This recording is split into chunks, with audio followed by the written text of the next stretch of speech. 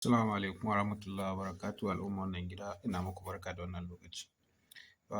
A wannan lokaci zan yi bayani akan aljannu ƙwara 50 amma yanzu zan fara akan ƙwara 2 tukunna. Insha Allahu zuwa can gaba zan riƙa kawo su kaɗan kamin azumi ya ƙare insha Allah. Yanzu zan fara da kan nas-nas da kuma gohul. Wannan iska guda biyu, to nas-nas ita ce za ku je mafi akasari ana cewa rabi mutum rabi ibilisi, wato nas-nas kenan. Kuma ana masu kira na iska mafi akasari na aljannu, wato suna kiranta ita ce za ku ga tana faɗowa ƙafa guda, hannu guda kuma rabin kai, to nas-nas kenan. Ita kuma gohul ita ce wato iska wacce take zama a cikin daji wacce take zuwa a fatalwa, domin duk wanda ya rasu ba wani maganar fatalwa. Duk wanda ka ga fatalwar shi to iska ce, iskanya ce. Babu wanda zai mutu ya taso ya dawo. To gohul kenan. Sannan kuma tana tare mutane, wato tana yin soyayya da su, za ku ga ƙafanta yana fitowa da kofato. Wato wa'annan iska guda biyun nan da kuke gani aljannu ne, ba magana wai rafanai. Amma a cikinsu akan samu musulmai, amma mafi akasarinsu aljannu ne. Kuma kowane daga cikin wa'annan iskokan sun fito daga cikin an ambace su a cikin littafin wato dare dubu da kwana ɗaya. Littafin dare dubu da kwana ɗaya.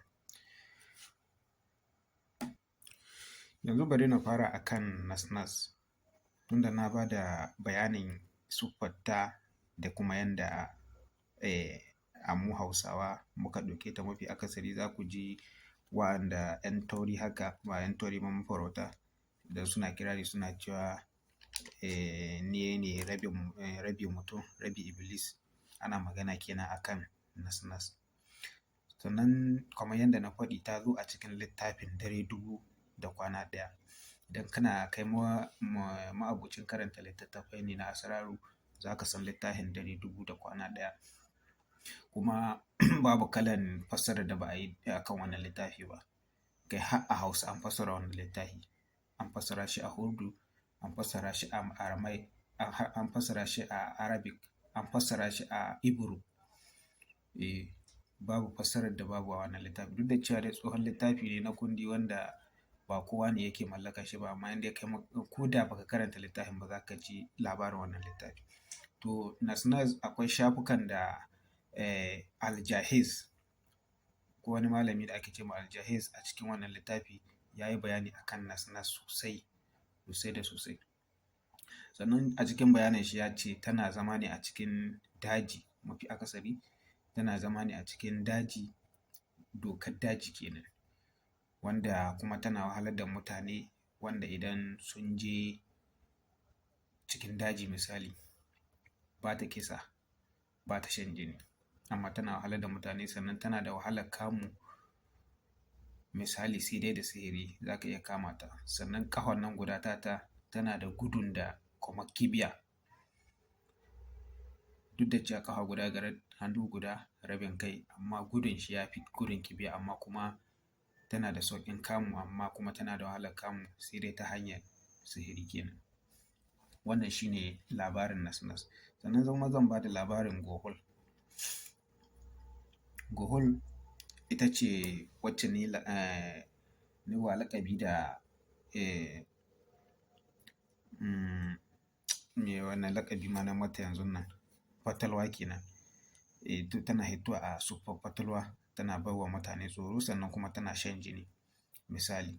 Sannan haka kazalika gohul ta kasance iska ce wacce take da haɗari sosai, kuma tana hitowa domin ta sadu da mutane ta yi soyayya. Kuma gohul babu wacce ba a samu, akwai namijinta akwai macenta. Mafi akasari idan ta hito a siffar mutum, ƙafanta akan same ta da kofato, sannan yatsanta, babban yatsa ya fi sauran yatsun tsayi. Wannan shi ne siffarta. Sannan idan baka san ta ba, ba za ta wahalar da kai ba, amma duk lokacin da ka gano ta, to a lokacin takan wahalar da kai, domin ba za ta bar ka ba. Tana misali na, kana iya ɗauko ta ta biyo ka kuna abota da ita. Idan baka san ta ba za ta bakka da tahiyarta salon alon. Amma duk lokacin da aka ce ka gano ta to a lokacin kai kuma ba za ta bakka ba. Wannan shine aikin gohul. Shi yasa ake yi mata laƙabi da mugunyar aljana, wato kamar a Bahaushe idan mutum ya ce kamar mugunyar aljana ko kuma in ce kamar dodo haka, mugun dodo.